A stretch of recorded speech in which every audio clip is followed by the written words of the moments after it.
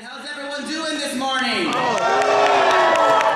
Well, first of all, thank you so much for having me here at America's Future Now. I'm excited to be here and excited to share a little bit with you about myself, about the communities that I come from and the issues that we care about, and the real long-term vision that we have moving forward for the progressive movement for society. I grew up in Sacramento, California. My parents immigrated here from the Philippines. I grew up in a union household. My dad was a proud member of Local 3299 AFSCME in California. He's a mechanic at the University of California, Davis. And as I was growing up, I was really built on values of love and community.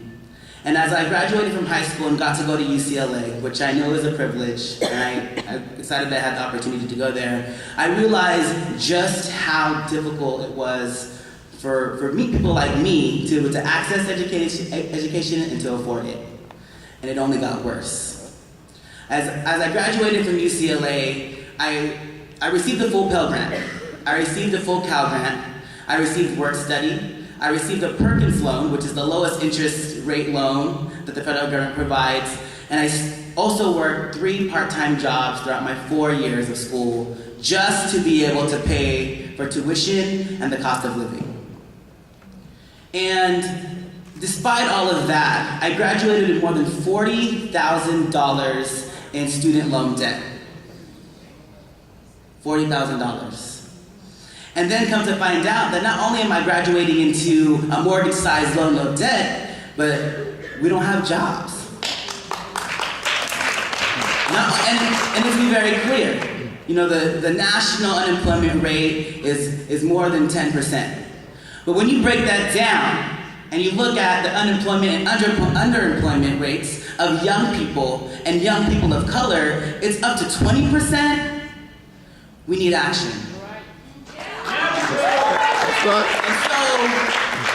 a lot of people have been talking about this week about the election of Barack Obama, right? And about how important it was for young people to go out there and be excited about his charisma. And I have much love and respect for Barack Obama, but let me tell you something, it was more than just Barack Obama. Young people knew that we needed jobs. Young people knew we needed comprehensive immigration reform. Young people knew we needed a clean energy bill that included green jobs. Young people knew that we needed funding for higher education. And so we turned out, and we got him elected. But now, yeah, we did. But now, as we're learning and reflecting in 2009 and 2010, there's some lessons and takeaways from that. One, the need for an actual youth outreach and strategy.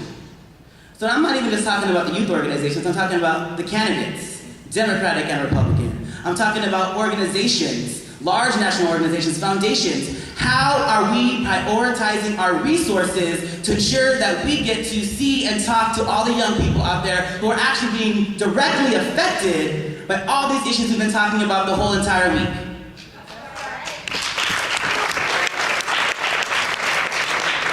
And so let's bring this back a little bit to our issues, right? I'm extremely stoked about healthcare reform. I'm extremely stoked about the Student Aid and Fiscal Responsibility Act becoming law. I was there, seeing President Obama sign that legislation. But what we know is that's not enough. And as we're moving forward into this 2010 election, we have to think about that and the decisions that are even being made right now. So I'm going to talk a little bit about the decision that our board of directors at USSA made recently. Last week, Chairman Obie and other folks in Congress were calling and saying, hey, don't you all care about Pell Grants? Hey, don't you care about education jobs, youth jobs, summer jobs? Yes, we do. But then when we find out and you tell us the only legislative vehicle for that is a war supplemental bill, there's a bigger problem at hand right now.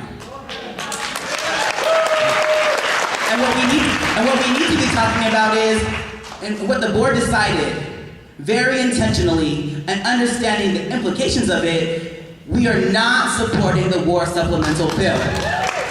Because It's not saying that we don't care about the Pell Grants. It's not saying we don't care about jobs, but we're very aware about the root causes about why there is no money for education, and why there is no money for healthcare, and why there is no money for all the programs that we care so much about.